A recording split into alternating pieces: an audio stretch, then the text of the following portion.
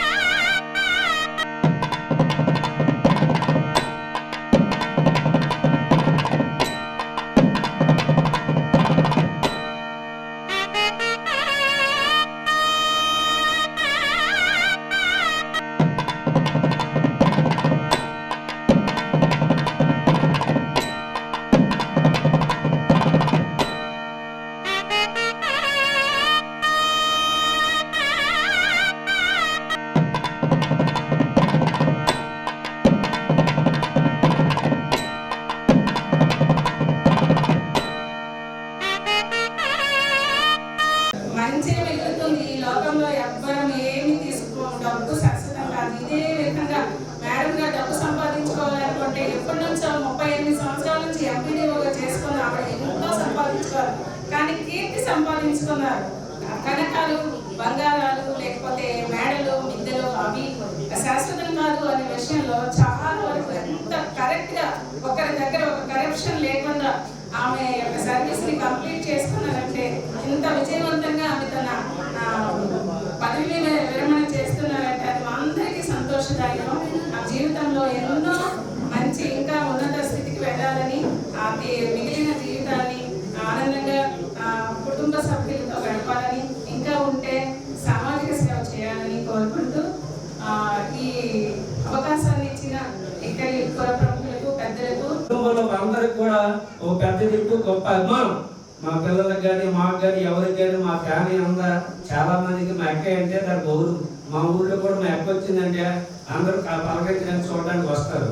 అలాగే మా బావగారు మా అక్కగారు అంటే మా కుటుంబం పెద్ద ఎక్కువ. మీరు అంటున్నట్టుగా వాళ్ళు మాకు దేవుడితో సమానంగా మేము భావిస్తున్నాము. అన్నీ కూడా మీరు అంటున్నట్టు సుఖంగా చూసుకునే అవకాశము నాకు భగవంతుడు ఇచ్చినందుకు మేము చాలా సంతోషిస్తున్నాము. ఈ కార్యక్రమానికి ఇంత ఆనందంగా మీరు అందరూ చేస్తుంటే మాకే ఈ మాటలు రావడం లేదు. చెప్పాలంటే ఎన్నో చెప్పాలనుకున్నాం కానీ నాకు రావడం లేదు. చాలా సంతోషం. ఇంత అభిమానం, ఇంత ప్రేమ అభిమానం మీలోపు అది సంపాదించారంటే మాకే చాలా గర్వంగా ఉన్నది. ఈరోజు రిటైర్ అవుతుందంటే చాలా బాధ అనిపిస్తుంది. మరి అదేవిధంగా మా అక్క ఏ విధంగా అయితే ఉండగలదు నాకైతే అనుమానం. ఎందుకంటే మాకంటే మీ ఏరియాలోకే కుటుంబ సభ్యులు ఎక్కువ వర్క్ చేసింది, మాకంటే మీ దగ్గర ఎక్కువ ఉన్నది. ఈరోజు మాకంటే ఎక్కువ ప్రేమ మీకే ఉన్నది. ఎందుకంటే ఆవిడ మంచితనం, ఆ నిజాయితీ, ఆ ధైర్యము అది మాకు పుట్టుతో ఇచ్చిలాగా మా అక్క గారు ఈరోజు మీ అందరి ముందు మంచి పేరు తెచ్చుకొని రిటైర్ అవుతున్నందుకు మా అందరూ సంతోషం. ఈ అవకాశం ఇచ్చిన మీ మండలం తరఫున కానీ మీ జిల్లా తరఫున వచ్చిన వివిధ నాయకులందరికీ కూడా నమస్కరిస్తూ సెలవు తీసుకుంటున్నాను. వై మహాలక్ష్మి, డిఎల్డిఓ, ఎంపీడీఓ మా అమ్మగారు. గత సంవత్సరం ఇదే టైంకి మా డాడీ రిటైర్మెంట్ ఫంక్షన్ జరిగింది. అప్పుడు నేను చాలా మాట్లాడాలనుకున్నాను. ఇప్పుడు ఇదే మేలో మమ్మీ రిటైర్మెంట్ జరుగుతుంది. సో ఇప్పుడు ఖచ్చితంగా మాట్లాడాలని వేదిక మీదకి వచ్చాను. నాకు నిజానికి స్టేజ్ మీద మాట్లాడడం ఇదే ఫస్ట్ టైం. ముందుగానే తప్పులు ఏమైనా ఉంటే నన్ను మన్నించండి. అయితే ఈరోజు ఎందుకు మాట్లాడాలి ఖచ్చితంగా అనుకున్నానంటే, అమ్మదాన గొప్పదనం గురించి అయితే ఎప్పుడైనా ఎక్కడైనా ఎలా అయినా చెప్పచ్చు. కానీ వాళ్ళు చేసిన ఉద్యోగంలో సంపాదించిన గొప్పదనం గురించి చెప్పాలంటే ఎంతకన్నా గొప్ప రోజు రాదని అనుకుంటున్నాను. మీ అందరికీ తెలుసు, మీరందరూ చెప్పినట్టే మా మమ్మీకి నేను ఒక పేరు పెట్టాను. ఏంటంటే మా mummy is a rebel star.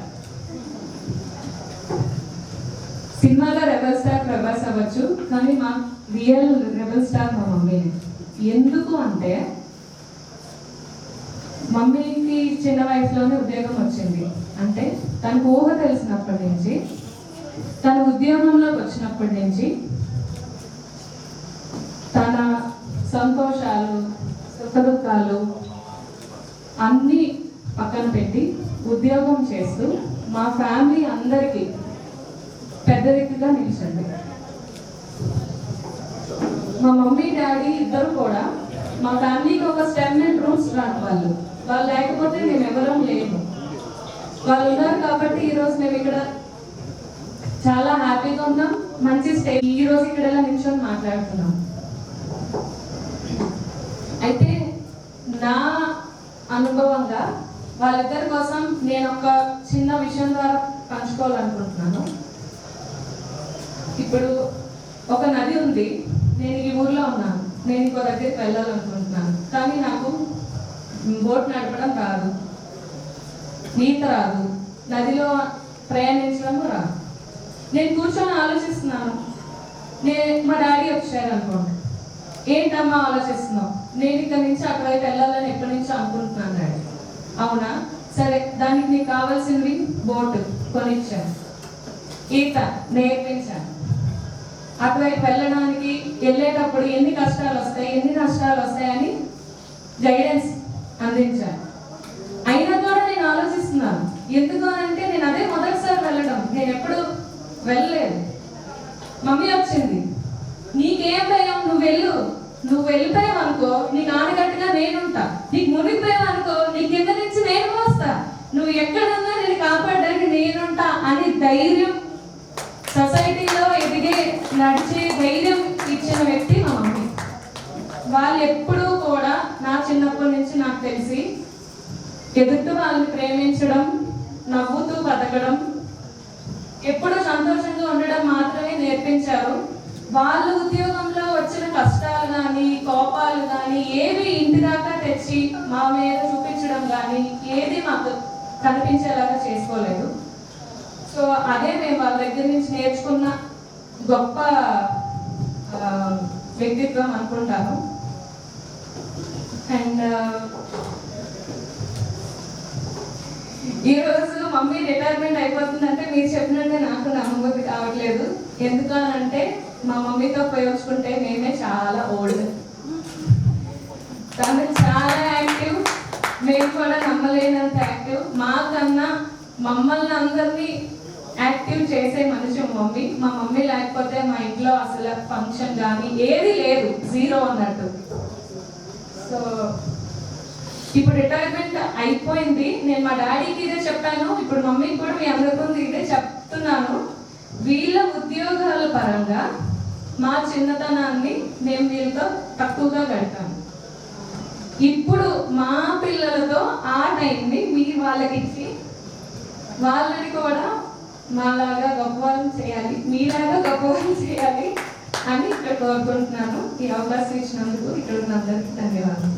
Thank you. తర్వాత వారి మనవళ్ళు మనవరాలతో గడిపి వారి పూర్తిమని అడగడం అనేది నిజంగా చాలా ఆనందం తగ్గినటువంటి విషయం.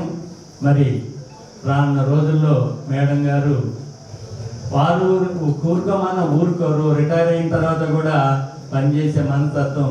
మరి అలాంటి వారిని ప్రభుత్వం వారు ఉపయోగించుకొని వారికి ఏదైనా బాధ్యత ఇచ్చినా కూడా చాలా సంతోషం అనుకున్నాను. మరి కుటుంబ సభ్యుల కోరిక వాళ్ళతో గడపమని, కాబట్టి దానిలో ఏది మంచిదో వారు ఆలోచించుకొని చేయాలా. ముఖ్యంగా మేము అందరూ బాగా కలిసిపోతారు, ఎక్కడ కూడా నిలవడం మంచి ఎమ్మెల్యే మన ఉత్తరప్రదేశ్ నియోజకవర్గానికి ఉద్యోగం చెప్పి సంతోషంగా ఉంది. అట్లాగే మా కలిసిపూర్తి ఆనంద్ గారు మేము ఎప్పుడో ఎమ్మెల్యేలో ఒకసారి అప్పటి నుంచి పట్టాము. ముఖ్యంగా ఆయన నాకు ఎందుకు తీసుకురంటే ఎన్టీఆర్ అభిమాన సంఘాన్ని ప్రెసిడెంట్గా పనిచేశారు అప్పట్లో. అందుకని ఆనంద్ గారు అంటే నాకు చాలా ఇష్టం. ఆనంద్ గారికి ఇదో పదవీ విరమణ చేస్తున్న నిజంగా మహాలక్ష్మికి వారి భర్తకి ఇక వేదిక మీద చెప్తున్నా, ఇక్కడ మండల సంబంధించిన ఆఫీసర్స్ అందరికీ అట్లాగే పొలిటీషియన్స్ అందరికీ ప్రతి ఒక్కరికి నా శుభాకాంక్షలు తెలియజేస్తున్నాను. రెండవ అంశం, ఈ మండలంలో నాకున్న అనుబంధం. ఎన్టీఆర్ మండల వ్యవస్థ పెట్టిన తర్వాత I'm the first vice president. ఈ మండలాన్ని నేను ఫస్ట్ వైస్ ప్రెసిడెంట్. అప్పుడు డేవిడ్ రాజు గారు మండల పార్టీ ప్రెసిడెంట్గా ఎంపీపీగా ఉండేవాడు, నేను వైస్ ప్రెసిడెంట్గా ఉన్నాను. అంటే ఎంపీపీగా ఉన్న డేవిడ్ రాజు గారు కొత్త కాబట్టి కాస్త భయభయంగా ఉండేవాడు. నేనే మొత్తం డీల్ చేస్తూ ఉండేవాడిని కంప్లీట్గా.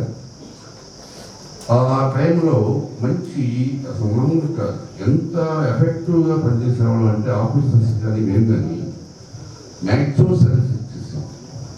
మండలంలో ఏ ఊరికి వెళ్ళినా అక్కడ కావాల్సిన సమస్యలు తెలుసుకోవడం కానీ టీమ్ వర్క్ ఏ విధంగా చేసేవాళ్ళం అంటే నవ్వుతో నవ్వేషన్. ఆ విధంగా బహుశా ఎప్పుడు చేయలేదు కూడా. ఆ స్థాయిలో అప్పట్లో టీం వర్క్ చేసేవాడు. ముఖ్య విషయం ఏంటంటే వితౌట్ కరప్షన్ ఫ్రీ అడ్మినిస్ట్రేషన్. అప్పట్లో మండల ఆఫీస్ కావచ్చు, ఎంఆర్ఓ ఆఫీస్ కావచ్చు, ఎక్కడ కూడా ఆ కరప్షన్ అనేది ఉండేది కాదు. ఎన్టీఆర్ గారి టైంలో ఒక భయం. అదేవిధంగా డేవిడ్ రాజు నేను గారు ఉండటం వలన ఆఫీసర్స్ అంతా కూడా చాలా బ్రహ్మాండంగా ఎఫిషియెంట్గా పనిచేసేవాళ్ళు. ఆ తీపి జ్ఞాపకాలు ఈరోజు గుర్తొస్తూ ఉన్నాయి. ఆ సందర్భాన్ని పరిశీలించుకుని నేను ఊరిక నా జ్ఞాపకాన్ని మీతో పంచుకుంటున్నాను. నేను జడ్పీ చైర్మన్గా ఉన్నప్పుడు మహాలక్ష్మి గారితో అంతకుముందు నాకు తెలియదు. నేను లింగ సముద్రం ఇన్స్పెక్షన్కి వెళ్ళినప్పుడు అక్కడ మహాలక్ష్మి గారు కనపడ్డారు. అసలు ఈవిడ చూడగానే 100 మందిలో ఉన్నా కూడా వెరీ స్పెసిఫిక్. ఆమె ఎలా చెప్పాలంటే ఫిజికల్గా ప్రత్యేకంగా ఉంటుంది. హైట్ కానీ, ఆ కలర్ కానీ, ఆ నవ్వు కానీ, ఆ చూడగానే అసలు మనసులో అట్లా గుర్తుండిపోయే స్థాయిలో 100 మందిలో ఒక్కటైనా కూడా గుర్తుండిపోయింది. ఫిజికల్గా, మెంటల్గా కూడా.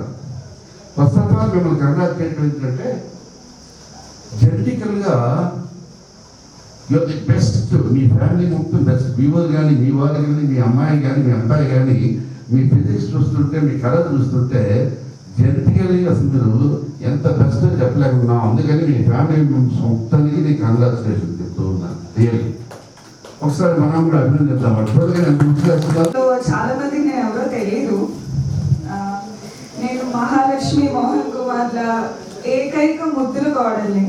అయితే ముద్దుల కోడల్ని అని ఎందుకు చెప్తున్నాను అంటే, మీరు అందరూ ఇక్కడ ఉన్న వాళ్ళు ఫ్యామిలీ మెంబర్స్ కూడా ఆవిడ చేసిన పనులు కానీ మాడిపడిచి చెప్పినట్టు వాళ్ళు ఇచ్చే ధైర్యం కోసం మాట్లాడారు. ముద్దుల అని నేను ఎందుకు మెన్షన్ చేశానంటే, వాళ్ళ అమ్మాయి అంటే సొంత కూతుర్ని ఎవరైనా బాగా చూసుకుంటారో మనకు తెలిసిందే. నేను బయట నుంచి వచ్చిన అమ్మాయిని. మా వారు ఇక్కడ బేసిక్గా ఉండరు. Is in merchant navy. నేను ఒక్కదాన్ని ఉంటాను. సో పాప నేను ఉండగా నేను చదువుకుంటాను అత్తయ్య, నాకు ఖాళీ సమయం ఉంది అంటే, చదువుకుంటావా, దానికి ఎవరైనా పర్మిషన్ అడుగుతారా, అప్లై చేసి నాకు చెప్పచ్చు కదా, ఇప్పుడెందుకు చెప్తున్నా అంటుంటారు అనమాట. నేను ఎక్కడికైనా వెళ్దాం అనుకుంటున్నాను అత్తయ్య, ట్రావెలింగ్ చేద్దాం అనుకుంటున్నాను అంటే, చెయ్యమ్మా, దానికి కూడా పర్మిషన్ ఎందుకు, నువ్వు చెయ్యు అంటారు. ఎంతమందిలో అంటే మీలో చాలా మంది అత్తగారు ఆడపిల్లలు ఉన్న వాళ్ళు ఉంటారు కదా, వాళ్ళ అత్తగారు ఎలా చూసుకుంటారో నాకు తెలియదు, కానీ నాకు తల్లి అత్తయ్య ఇద్దరు ఒకటే అని నేను అనుకుంటున్నాను. అండ్ ఇంకా మామయ్య గారి గురించి అయితే చెప్పక్కర్లేదు. నేను చాలా ఆర్థడాక్స్ ఫ్యామిలీ నుంచి వచ్చాను. బేసిక్గా మా పేరెంట్స్ కొంచెం రెస్ట్రిక్టివ్గా ఉంటారు. బట్ అత్తయ్య మామయ్య నేను ఏదైనా చేయాలనుకుంటే నువ్వు చెయ్యు, ఏదైతే అది తర్వాత చూసుకుందాం అంటుంటారు. సో నేను ఇంతకన్నా ఏమీ చెప్పడానికి లేదు. అయితే మా ఆడపడుచు ఇక్కడ ఉన్న వాళ్ళందరూ చెప్పినట్టు ఇది రిటైర్మెంట్ అంటే పదవికి మాత్రమే. నేను అత్తయ్యతో ఒక వీక్ బ్యాక్ మాట్లాడినప్పుడు కూడా అదే చెప్పాను. అత్తయ్య రిటైర్ అయిపోయాను కదా అని చెప్పి మీరు డల్ అవ్వాల్సిన పని లేదు, ట్రావెలింగ్ చేయండి అత్తయ్య, పుణ్యక్షేత్రాలు తిరగండి. 2 మనవలు ఉన్నారు చిచ్చర పిడుగులు, వాళ్ళని కూడా మీలాగా పెంచండి. అండ్ ఇంకొక మాట, మా ఇంట్లో ఏదైనా ఫంక్షన్ కానీ గ్యాదరింగ్ కానీ ఉందనుకోండి, మా అత్తగారు లేకపోతే అది ఎలా ఉంటుందంటే ఏదో జరగకుండా పడినట్టు ఉంటుంది, చాలా ప్రశాంతంగా లేచామా కూర్చున్నామా అన్నట్టు ఉంటుంది. మా అత్తగారు అక్కడ ఉంటే ఎలా ఉంటుందంటే ఒక చిన్న సైజ్ దీపావళి పండుగ అనమాట. టపాసులు ఒకటే ఉండవు, చప్పట్లతో మారుమోగిపోతుంటుంది. సో అత్తయ్య ఎక్కడున్నా కూడా చాలా హడావిడిగా బాగుంటుంది. సో ఇంతకన్నా ఏమి మాట్లాడు, నేను ఇంకా ప్రిపేర్ అయ్యి రాలేదు. బట్ థ్యాంక్ యూ నాకు ఈ అవకాశం ఇచ్చినందుకు. మేడం గారిని నర్సరావుపేట కలెక్టరేట్లో PCRSలో చూశాను. సో ఫస్ట్ గ్లాన్స్లో is the most attractive and active women. అది నా ఫస్ట్ స్టేట్మెంట్.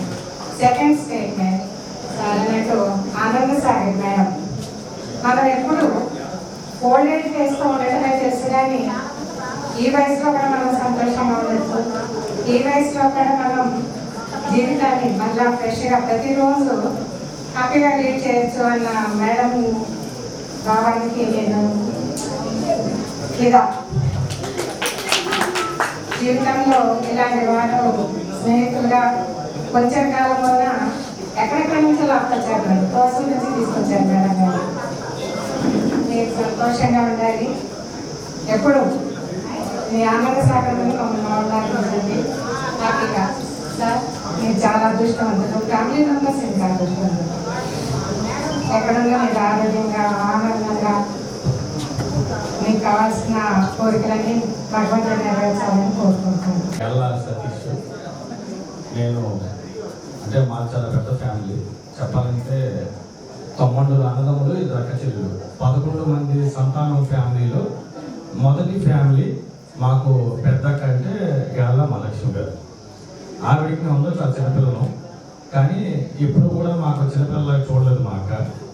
మా అక్క ఇప్పుడు కూడా వాళ్ళు సమానంగానే చూసింది. చెప్పాలంటే గొప్పతనం ఏంటంటే మా అక్క మా బావగారు కూడా లవ్ మ్యారేజ్ చేసుకున్నారు. ఈవెన్ మా అక్కయ్య ఏదన్నా కూడా మా బావ కూడా కొంచెం కోపం అవుతారు, కానీ బ్యాక్ ఎండ్లో ఆయన సపోర్ట్ ఎక్కువ. నిజంగా చెప్పాలంటే వీళ్ళిద్దరూ మేడ్ ఫర్ ఈచ్ అదర్. కొంచెం క్లాస్ పడ్డారు sir. Made for each other అంటే ఏంటంటే ఐడియా ఉంటుంది కదా, ఇద్దరు గవర్నమెంట్ ఎంప్లాయీస్. భగవంతుల ఆశీర్వాదం వల్ల మా బావగారు ఆల్మోస్ట్ ఏఎస్పీ అవ్వాల్సింది ఏసీపీలో రిటైర్ అయ్యారు. కారణం ఈ స్టేట్ వెరిఫికేషన్. కానీ మా బావగారు సీనియర్ మోస్ట్, చాలా అంటే కానిస్టేబుల్ నుంచి హైఫైకి వచ్చారు. మా అక్క ఎప్పటి నుంచి కూడా కష్టపడి దానికి ఉద్యోగం ఉందని కూడా ఎప్పుడూ ఫీలింగ్ లేదు. నిజంగా చెప్పాలంటే తన పెద్ద కేరళ కూడా తన కూడా మర్చిపోద్ది చాలా విషయాల్లో. తనకి నేను కేరళలో ఉన్నాను, నేను గెస్టెడ్ ఆఫీసర్ కూడా తనకు తెలియదు, ఈరోజు కూడా తెలియదు. మీరు రేపు అడిగినా కూడా నేను గెస్టెడ్ ఆఫీసరా రిటైర్ అయ్యానా అని అడుగుతుంది మా అక్క. అంటే నిజంగా చెప్పాలంటే తనకి ఓపెన్ హార్టెడ్గా గొప్పతనము, డబ్బు విలువ అవన్నీ తెలియదు. మనుషులు కావాలా, అందరితో సరదాగా ఉండాలా, అందరితో కలిసి ఉండాలా, అదొక్కటే మాకున్న ఏకైక అభిప్రాయం. చిన్నప్పటి నుంచి నేను చూస్తాను మా అక్కని మా బావగారిని. ఈవెన్ ఇంకొక విషయము ఏమైనా అనుకోవద్దు, ఇవాళ మా బావగారిది పుట్టినరోజు. ఒకసారి గట్టిగా happy birthday to you my బావగారు, happy birthday to my beloved బావగారు. ఆయన కూడా చాలా హ్యాపీనెస్. నిజంగా కొన్ని విషయాల్లో నాకు అవసరం, కానీ మా అక్కని ఈ రోజు కూడా ప్రేమగా లవ్ మ్యారేజ్ చేసుకొని వాళ్ళిద్దరి మధ్యన సంఘర్షణలు మీరు తలంచుకుంటే ఎక్కడ షాక్ అయిపోతారు. కానీ మా బావ మా అక్క ఎప్పుడూ కలిసే ఉంటారు, అలాగే గొడవలాడుకుంటూ సరదాగా ఉంటారు. ఈరోజు ఒక రిటైర్మెంట్ ఫంక్షన్ అంటే నేను కూడా ఒక అధికారి కొడుకును కాబట్టి నాకు ఈ గవర్నమెంట్ వ్యవహారాలు, రిటైర్మెంట్ ఫంక్షన్లు అన్నీ బాగా తెలుసు. ఒక రిటైర్మెంట్ ఫంక్షన్ అంటే అది ఆల్మోస్ట్ ఒక న్యూ లైఫ్, ఒక న్యూ బర్త్ ఫర్ ఆఫీసర్. ఎందుకంటే అందరూ అనుకుంటూ ఉంటారు, ఎందుకంటే అప్పటి వరకు బిజీగా ఉంటారు. రేపు రిటైర్ అయిపోయిన వెంటనే ఒక లైఫ్లో ఒక వాయిడ్ కనపడుతుంది. వీడియో కాల్స్ ఉండవు. మొన్నటి వరకు వీడియో కాల్స్ ఏంటిది గోల తింటా ఉంటారు. రేపు ఈ వీడియో కాల్స్ రాలేకపోతే ఏంటి అబ్బాయిగా మన ఇంత అయిపోయిందనేది మీరు అనుకుంటారు ఈరోజు. సో అందుకని రిటైర్మెంట్ అయిపోయిన తర్వాత మీరు ఖచ్చితంగా లైఫ్లో యాక్టివ్ ఉన్నారు. అంటే పూర్వకాలం రిటైర్మెంట్ అంటే 60 years అంటే అది పెద్ద విశేషమే కదా. 58 years ఈ కాలంలో 58 years అంటే నథింగ్. సో మీరు ఖచ్చితంగా యాక్టివ్గా ఉన్నారు. సో మీ లైఫ్ని ప్రొడక్టివ్గా యూజ్ చేయాలని నేను కోరుకుంటాను. సరే, ఇప్పుడు చెప్పాలంటే 2-3 విషయాలు. ఎలక్షన్స్ అయిపోయిన తర్వాత తెలుగుదేశం పార్టీ వచ్చింది. సో ఇంకా మామూలుగా ట్రాన్స్ఫర్లు వస్తాయి కదా, మామూలుగా కొత్త గవర్నమెంట్ వచ్చింది, అందరూ అటు ఇటు వెళ్తూ ఉంటారు. నాకు కొంతమంది వచ్చి సార్ లేడీ ఎంపీటీఓ గారు మంచిగా బాగా చేస్తుంది అని నాకు ఏదో లెటర్ ఇచ్చారు. సో దాని తర్వాత అయిపోయింది, నేను లెటర్ ఇచ్చేసాను. ఇచ్చేసిన తర్వాత ఆయన వచ్చి ఏం సార్ మేము ఇచ్చిన లెటర్ మీరు ఏం లేదు వేరే వాళ్ళకి ఇచ్చారు, నువ్వు ఎవరో మంచిగా బాగుంది ఆమె కరెక్ట్ అని ఈమె వచ్చింది నా దగ్గర. వస్తే ఈమె మంచిగా ఈమె మంచి అని నేను లెటర్ ఇచ్చాను. యాక్చువల్లీ వాళ్ళు అడిగింది ఒకళ్ళు, నేను ఇచ్చింది అంటే ఈమె చూస్తే ఏమో కరెక్ట్ ఏమో అని బాగా అనిపించింది. వాళ్ళు చెప్పిన క్యాండిడేట్ ఈమెనేమో అని నేను ఇచ్చాను. అందుకని ఈమె చెప్తాను. సో ఏంటిదంటే అది, సో దాని తర్వాత ఏంటిదంటే నాగులపల్లిపాడు కూడా కొద్దిగా మా సంతకుందలపాటు మా జిల్లాలో ఏంటంటే కొద్దిగా టఫ్ మండల్ అన్నట్టు లెక్క. ఎందుకంటే హరిబాబురావు అలాంటి వాళ్ళు అనుకుంటున్నాను. సో నేను అనుకున్నా ఇలా కరెక్ట్ బాగా ఎత్తుగా గట్టిగా ఉంది, మా కరెక్ట్ ఎంపీ వేసేసాను రోజు. సో దాని తగ్గట్టు ఎక్కడ ప్రాబ్లం లేకుండా చాలా బాగా చేసింది. ఎందుకంటే నేను అనుకునేది అంటే నాకు ఇబ్బంది లేకుండా, ప్రాబ్లమాటిక్ లేకుండా చాలా బాగా ఇప్పుడు నవ్వుతూ నాకేమి ఆమె అడిగిన నేను చేశాను, నేను అడిగిన ఆమె చేసినట్టు. సో అంతకన్నా so she a very good worker. అదే కాకుండా ఇక్కడ ఇంకోటి మీరు గమనించాల్సిన విషయం ఏంటిదంటే జెడ్పీ చైర్మన్ ప్రసన్న గారు, హరిబాబు గారు ప్రత్యేకంగా వచ్చారు, మామూలు అయితే రాడు. సో దాన్ని బట్టి ఏంటిదంటే ఇక మంచి వర్కరు, అంటే షీ మేక్స్ అర్ మార్క్. దాని తర్వాత మన ఆదన్య గారు, మన పాత ఎమ్మెల్యే గారు, ఆయన తరఫున ఆయన వచ్చారు. నేను కూడా మామూలుగా రిటైర్మెంట్ ఫంక్షన్స్ నేను అది వెళ్ళాను. సో నేను కూడా వచ్చాను. దీనికన్నా ముందర జెడ్పీ మీటింగ్ జరుగుతూ ఉన్నది. అక్కడ కనిగిరి ఎమ్మెల్యే చెప్పానని చెప్పు ప్రత్యేకంగా. దీన్ని బట్టి ఎందుకంటే ఆమె ఎక్కడ పనిచేసినా కానీ మంచి మేడర్ మాకు మంచిగా చేసినట్టు నాకు, ఎందుకంటే ఇంతమందిని వచ్చారు. సో నేను కూడా ఈరోజు నేను వచ్చినప్పుడు రిటైర్మెంట్ ఫంక్షన్ ఎంపీడీ గారు చెప్తే నేను నాకు అంత ఇన్నర్ డీటెయిల్స్ తెలియదు. సో నేను అడిగాను, మీది ఏ ఊరు అంటే శ్రీకాకుళం అన్న. శ్రీకాకుళం అంటే అంటే నేను అంతే మీరు కాలింగ్ లా అని అడిగాను. అంటే సార్ మీకు ఎలా తెలుసు అంటే నేను అదే చెప్తా ఉన్నా. నేను కూడా మా ఫాదర్ అప్పుడు 78-80లో శ్రీకాకుళం కలెక్టర్. నేను కూడా ఆ రోజుల్లో బాగా తిరిగాను. సో నేను కూడా ఏంటిదంటే ఒక ఉద్యోగికి రిటైర్మెంట్, పోస్టింగ్లు, ట్రాన్స్ఫర్లు అవన్నీ కామన్. కానీ వాళ్ళు చేసిన చిన్న పని అయినా పెద్ద పని అయినా మంచి పని చేస్తే అది ఎల్లప్పుడూ గుర్తుపెట్టుకుంటాం. మా ఫాదర్ 78-80లో కలెక్టర్గా ఉన్నా కానీ అందరూ దానం గారు అబ్బాయి అంటే మా కలెక్టర్ చేశాడు అని చెప్తారు. అలా వెంకటరావు గారు మీ ఫాదర్ మా కలెక్టరు, నేను సర్పంచ్, మీ ఫాదర్ కలెక్టర్, మంచి కలెక్టర్ అని చెప్తారు. సో ఉద్యోగస్తులు అంతకన్నా కోరుకునేది ఏమి ఉండదు. సో మహాలక్ష్మి గారు కూడా ఆమె చేసిన దగ్గర ఆమె మార్క్ ఆమె ఖచ్చితంగా చేసింది, వదిలేసి వెళ్తుంది. సో అందుకని ఈరోజు నేను చెప్పేది ఏంటంటే post retirement is a new life. దాన్ని మీరు కరెక్ట్గా యాక్టివ్గా ఉండాలి. ఏదైనా కానీ మీ కూతురు చెప్పినట్టు పిల్లలతో తిరగాల, లేకపోతే ఊళ్ళో పడడం, లేకపోతే కొత్త ఏదో ఒకటి యాక్టివ్గా ఉంటేనే కరెక్ట్. లేకపోతే డల్ అయిపోతారు. ఏదో మీరు యాక్టివ్గా ఉండాలనేది నేను కోరుకుంటున్నా. వాటర్ మీరు దేంట్లో యాక్టివ్గా ఉంటారో అది మీ ఇష్టము. సో మీరు ఖచ్చితంగా రిటైర్మెంట్ తర్వాత ఖచ్చితంగా యాక్టివ్గా ఉండాలనేది, అప్పుడు అంత హెల్త్ అంతా బాగుంటుంది అనేది నా అభిప్రాయం. సో ఈరోజు ఇంకొకసారి మీకు బెస్ట్ విషయం చెప్తూ రిటైర్మెంట్ ఫంక్షన్స్కి పోస్ట్ రిటైర్మెంట్లో యాక్టివ్గా, ప్రొడక్టివ్గా మీరు ఖచ్చితంగా ఉపయోగించుకుంటారని కోరుకుంటూ ఇక్కడ చేసిన ప్రతి ఒక్కరికి ధన్యవాదాలు చెప్తూ సెలవు తీసుకుంటున్నాం. అందరూ మనిషి గారు బాగా ఉద్యోగం చేశారు అంటే నాకు చాలా గర్వంగా ఉంది, చాలా ఈజీగా కూడా ఉంది. అంటే నేను ఇంత బాగా ఎమ్మెల్యే గారితో పాటు అందరూ చెప్తున్నానంటే నాకు ఈజీగా కూడా ఉంది. అంటే నేను చేయడానికి బాగా నేను రిటైర్ డిఎస్పీ అంటే విజయవాడ చేశాను 7 ఏళ్ళు. తర్వాత లాస్ట్ మినిట్లో పెన్షన్ ప్రాబ్లం ఉంటుందని విశాఖపట్నం ఎస్సీపీగా చేసి లాస్ట్ ఇయర్ రిటైర్ అయిపోయారు. అయితే పెద్దగా చెప్పారు, ఇంత మధ్యలో చూస్తే ఆవిడ ఒక జైంట్ పర్సనాలిటీ. అది ఆ పర్సనాలిటీ పడిపోయి పెళ్లి చేస్తారు. అంటే పెద్దానికి కూడా మనసులో అనిపించింది పర్సనాలిటీ. అయితే మా ఇద్దరు మా 6th క్లాస్ నుండి డిగ్రీ వరకు క్లాస్ తీసుకుంది. కొంచెం సౌండ్ చూడండి. మా 6th to 6వ తరగతి నుండి డిగ్రీ వరకు క్లాస్ పెట్టింది. హై స్కూల్లో, ఇంటర్మీడియట్ కాలేజీలో, డిగ్రీ కాలేజీలో నేను కాలేజీ చైర్మన్, తను లేడీస్ సెక్రటరీ. ఆ రకంగా మా ఇద్దరి మధ్యలో ఒక రకమైన రిలేషన్ ఏర్పడి బురదలో పడి పెళ్లి చేసుకున్నాం. బురదంటే అదేనండి, వదలది ప్రేమ.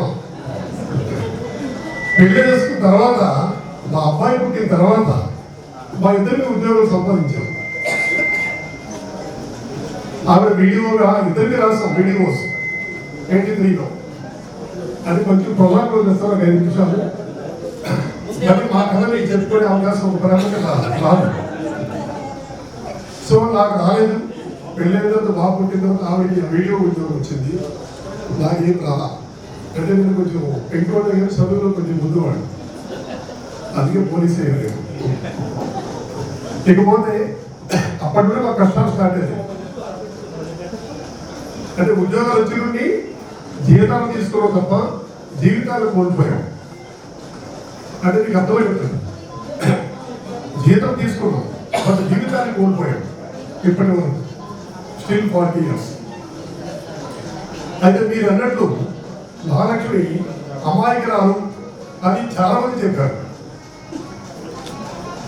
అమాయకురాలు కాదు. ఎందుకంటే శ్రీకాకుళంలో తంతే ప్రకాశం జిల్లాలో పడింది కాబట్టి ఏమిటి అంటే అంత ఘటన అంటే పొలిటీషియన్ చెప్పిన పనులు లేదా పెద్దవాళ్ళు చెప్పిన పనులు లేదా పయాసులు చెప్పిన పనులు అది తప్పు అనుకుంటే చేసేది కాదు. ఆ రకంగా అనేక సమస్యలు గురి చేసి అనేక పిఆర్ఓ తీసుకొని వాళ్ళందరితో పడలేక అక్కడ చేయలేక ఉండలేక శ్రీకాకుళం నుండి ఇది యాక్చువల్గా జోనల్ పోస్ట్ ఎంపీటీ కానీ జిల్లా పోస్ట్ కింద ప్రకాశం జిల్లా వేశారు. ఎప్పుడు సుమారుగా 80 years బ్యాక్. ఒక విషయంగా చెప్పాలంటే నా పేరు మహాలక్ష్మి. నన్ను కన్న తల్లిదండ్రులు మా తండ్రి పేరు ఇవాళ సాంబమూర్తి గారు, మా అమ్మగారి పేరు భానుమతి, మా నాన్నగారు మంచి వస్తాది. ఆయన కూడా నా మీద 6 అడుగులు అతను, నేను కొంచెం తక్కువ 5-9 దగ్గర ఉన్నాను. మా నాన్నగారు కూడా చాలా బలమైన మనిషి. మా గ్రామానికి ఆ రోజుల్లోన నాయకత్వం వహించిన వ్యక్తి. వివిధ కాంట్రాక్టుల పనులు చేసేవాళ్ళు. జీడి మామిడి 500 ఎకరాలకి ఆయన కష్టంలోనే మా ల్యాండ్ ఉండేది, నాకు బాగా గుర్తుంది. మేము అక్కడే చాలా కాలం గడిపాము. అది గవర్నమెంట్ సీలింగ్లో పోయింది, తీసుకున్నారు. నేను చిన్నతనం అంతా చాలా మామూలుగా గడిపాను. ఫస్ట్ మీ అందరూ నన్ను క్షమించాలి, ఆకలితో వింటున్నారు, నాకు చాలా ఆనందంగా ఉంది. ఆకలి అయినా పర్లేదు కానీ ఎదుటి వారి సమస్యను ముందు తీర్చాలి, చెప్పే విధాలు పర్ఫెక్ట్గా ఉండాలి. అది నా సిద్ధాంతం కూడా చిన్నప్పటి నుండి. మీరు మాట్లాడమంటే 4 విషయాలు చెప్తాను. ఆకలి కావాలంటే ముందు భోజనం చేసిన మాట్లాడుకోవచ్చు, కానీ ఎమ్మెల్యే గారు దొరకడం చాలా కష్టం మనకి. అయినా నా కోసమని 3 త్రిమూర్తుల్లాగా వచ్చి కూర్చున్నందుకు ముందుగా మీకు మరొకసారి అభినందనలు తెలియజేస్తాను. చాలా మందికి అదృష్టం రాదు. నేను చాలా సన్మానాలు చూసాను, చాలా దగ్గర చూశాను. ఎమ్మెల్యే గారు వస్తారు, మనం ముందు పబ్లిక్గా పెట్టాలని అనుకున్నాము, కానీ అనువారి కారణం వల్ల పబ్లిక్లో పెట్టుకోలేకపోయాము. మరి ఈరోజు మన వేరే చౌదరి గారు ఇక్కడికి వచ్చి సంతోషించే వాళ్ళని ఆయన ఉన్నతిగా భావించి మీ అందరితో నేను మాట్లాడుతున్నాను. ఈరోజు నా చిన్నతనంలో నేను 14వ క్లాస్ నుండి అసలు బడికే పోయేదని కాదు, వాస్తవం చెప్పాలి కాబట్టి. మా అమ్మాయి అన్నట్టు, మా సార్ అన్నట్టు నేను ఒక లేబర్ క్యాండిడేట్ని, ఓపెన్గా చెప్పేస్తాను, అబద్ధం లేదు. అయినా సరే 14 ఏళ్ళ వయసు వచ్చే వరకు నాకు ఆట పాట, స్విమ్మింగ్ పూల్, కొండలు గుట్టలు, తోటలు, ఇదే నా జీవితం. మా నాన్నగారు కూడా ఎక్కడికి వెళ్ళినా, ఆయన ఫైర్ మ్యాన్ కాబట్టి, వస్తుంది కాబట్టి నన్ను తీసుకెళ్ళేవారు. ఆయన చేసినవన్నీ నేను చిన్నప్పుడు చూసేదాన్ని. ఆయన బడికి పంపిస్తే బడికి పోయేదాన్ని కాదు. ఎక్కడికి వెళ్ళినా ఏదో సమస్య, ఎవరు ఏడుస్తారు ఇంటికి వెళ్ళిపోయేదాన్ని. ఎవరు కష్టాలు కావాలి రోజుల 10 ఏళ్ళ అమ్మాయినే సార్.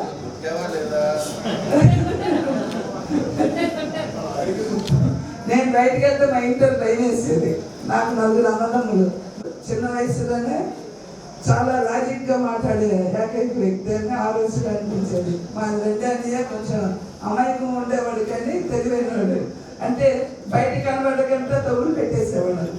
3వది నేను, తర్వాత నా తర్వాత తమ్ముడు గ్రామ సర్పంచ్గా, ఎంపీటీసీగా అని అందరికీ ప్రజల మధ్యన ఎక్కువ తిరుగుతూ తన జీవితం అంతా ప్రజల కోసం అంకితం అయిపోయాడు.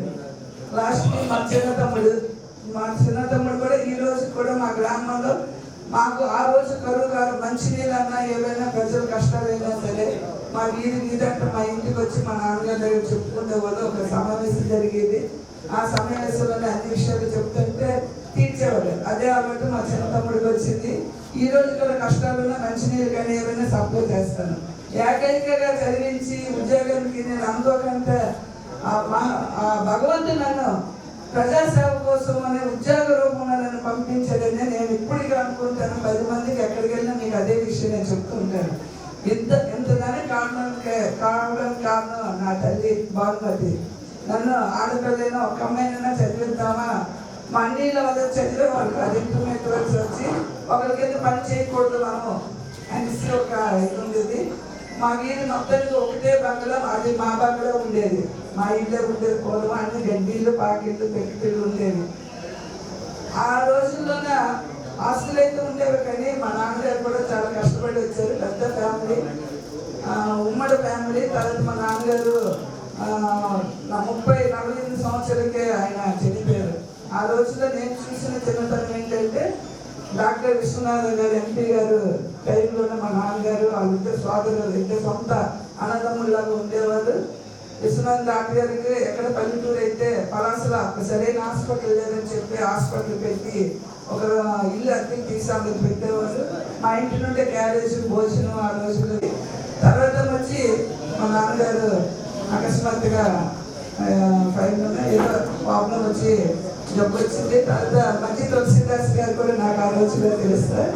మధ్య తులసిదాస్ గారు, మధ్య నారాయణరావు గారు, గౌతు రచన్ గారు, వీళ్ళందరూ మా ఇంట్లో ఒకటే పద్దెనిమిది కాబట్టి మా ఇంట్లో మీటింగ్లు కండక్ట్ చేసేవాళ్ళు.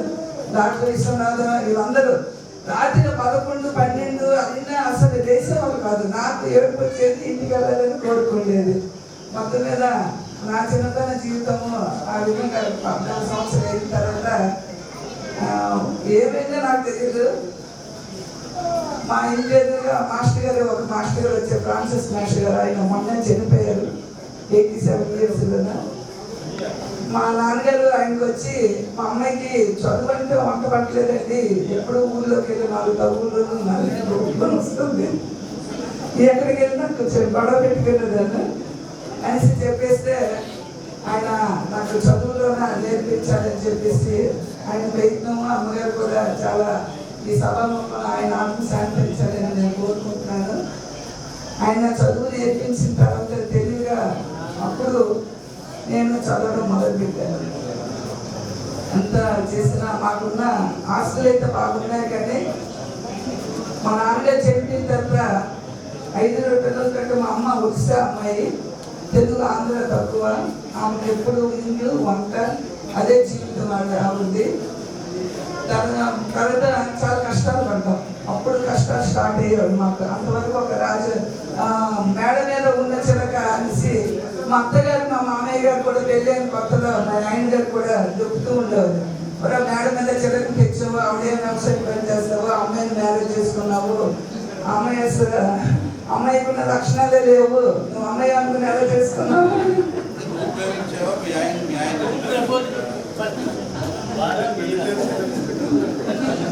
నువ్వు ప్రపోజల్ ఓపెన్ చెప్తాను సార్, ఇక్కడ ఓపెన్ చెప్పకూడదు. అయితే ఆ విధంగా అత్తగారు నిజంగా ఆ రోజులో నాకు ఎప్పుడు మా ఆడబిడ్డ నీకు కూడా మేడలో ఉన్న చిలకమ్మ నీడే మంచివమ్మ అనేసి పాట పాడుతుండేవాళ్ళు. ఇష్టం ఉండేది కాదు. నన్ను చూస్తే ప్రేమలు కూడా దూరం చేయించేవాళ్ళు. అమ్మ మహాలక్ష్మి వస్తుంది తర్వాత మాట్లాడుకుందా తప్పుకుండేవాళ్ళు. అందువల్ల చేస్తే మా ఆయన గారికి ఒక టీం ఉండేది. ఇప్పుడు చెప్తే ఇంటికి వెళ్ళిన మా డబ్బు పెట్టుకుంటారు. ఆయన ఒక లేడీ బ్యాచ్ అంతా కమెంట్ చేస్తే వాళ్ళు సపోర్ట్ చేసేవాళ్ళు. నాకు ఆ రోజుల్లో కూడా గుర్తుంది. నేను స్పోర్ట్స్లో నెంబర్ 1 ఆ రోజుల్లో కూడా ఆడేదాన్ని, ఎప్పుడు ఆడుతుంటాను. అయితే నన్ను ఓడించడానికి ఆయన వాళ్ళ ఫ్రెండ్స్ని సపోర్ట్ చేశారు, కానీ గెలవలేకపోయారు. పలాస నుండి 20 కిలోమీటర్లు కొండెక్కితే నేను మా వీధి వాళ్ళతో వెళ్ళిపోయాను. మహేంద్రగిరి తని అంది మన ప్రపంచంలో అతి ఎత్తైన పర్వతము. మనకి ఇటు పక్క వాళ్ళకి తెలియదు, మందస దీంట్లో ఉంది, మన లోకేష్ సార్ కూడా తెలుసు.